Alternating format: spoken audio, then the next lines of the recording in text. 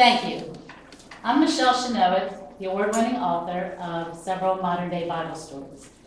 They're contemporary novels based on Old Testament stories in the Bible, full of suspense and a little romance. I'm also an inspirational speaker, a book coach, and a writing teacher at Cecil College, which is in my hometown of Northeast Maryland. Back when I dreamed of being an author, I imagined I'd be an instant overnight sensation, that I would immediately land on the New York Times bestseller list, and that my publisher would line up book signings across the country, where I would have hundreds of people line up to buy copies of my books. And anybody think that sounds familiar? I always wanted to be an author. Since I was 10 years old, I dreamed of writing a novel, and I actually wrote one in a little spiral-bound notebook about a girl and her dog. Didn't go anywhere. And then life took hold. I graduated from high school and college. I got married. I had 3 kids. Started my own business. Then got divorced and remarried and had 2 more children with my new husband. Blended family of 5. Business started to fail, and I got lost along the way. I wasn't following my writing passion. But then, fortunately, after my daughter was born, my last child, that spark seemed to come alive. And I thought, I want to be an author. I want to follow my passion that I had when I was 10 years old. So I began to write my first book, and it actually won first place in the writing contest, the fiction writing contest at the Maryland Writers Association. And the prize was agency representation by Writers House, a big agency in New York. And wouldn't you know, 9/11 happened right after that, and I lost the prize. So I was back to square one, sending query letters out, hundreds in fact. And that novel wasn't meant to be. It didn't go anywhere. It sat on the shelf. I tried to pour a lot into it about being a reporter and Destiny Afternoon Love Affair and so forth. So it didn't go anywhere, and I was actually writing another novel when I'm driving along the road, true story, and I look up and see a neon sign, used books and Bibles, and it hit me like a tap on the shoulder, maybe like a 2x4, a call that, in my head that said, you need to write a story based on the book of Job. I didn't know where it came from, and I tried to ignore it, but then it kept tapping my shoulder and wouldn't let me go. So I eventually gave in and said, okay. And that book became The Faithful One. And I look back now and I say that was God calling me to write that because it was therapeutic and healing for me, because I was going through a lot of Job-like stuff, which I couldn't see at the time, but looking back, I was exactly going through Job's life.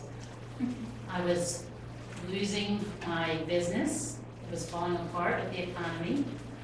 My marriage was struggling. I was going through a terrible divorce. My kids were teenagers, and I felt like I had lost them, and then maybe moms shaking your heads would agree. And my health was struggling through the disease of alcoholism.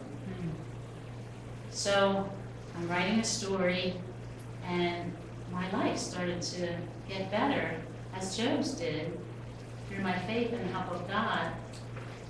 So I ended up on the other side, eventually, 8 years later, after the book was done.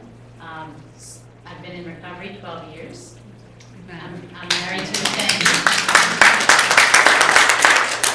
I'm married to a new wonderful husband who treats me like a queen. I have a great relationship with my kids who are now adults, all 5 of them, actually, 18 through 25. A friend of mine suggested the topic for my next book, The Peacemaker. He said, Michelle, why don't you write a story based on Abigail? Not being still a big Bible reader, I'm Catholic and I used to hear the Bible stories in church, but we didn't really read the Bible a whole lot at home.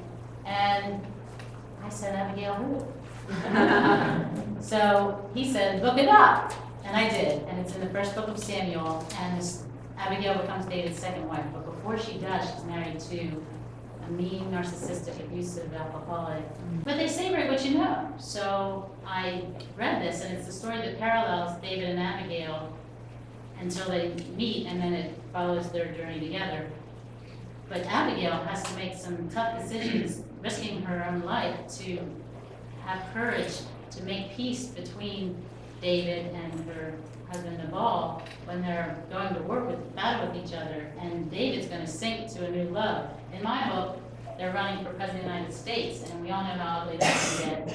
They sink to new lows, and Chessa, the character in my book, actually prevents the David character from sinking to a new low, and then, of course, he becomes king and royal line of Jesus. So it all works out in the end, but she's a key figure in the Bible. Then I felt the call to write on the book of Jonah. Anybody familiar with the book of Jonah? Probably, right? Well, we all know it has a whale in it, right? But it's about so much more, and I just feel like some of the Old Testament stories are a little difficult to read and get the message. And so I do a lot of research, Anchor Bible series, and I give it to pastors and ministers of different faiths to review and make sure it's authentic.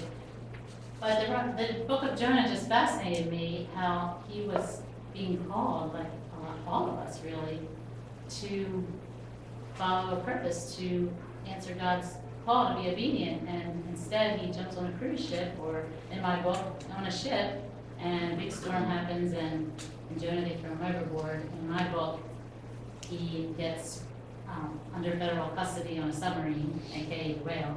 And I won't tell you the rest, but he does end up back in the new Nineveh, which is Las Vegas, city of sin. And he helps the FBI uncover a new Islamic State terrorist group and a nuclear bomb they planted on one of the casinos. So it's a thriller, but still Christian fiction. So I'd encourage you all to be open to that call. Be yourself. Don't try to mimic other writers and authors and what they do. Answer that call in your heart. Find your passion. Help others through your writing. And have faith that you're doing what you were called to do.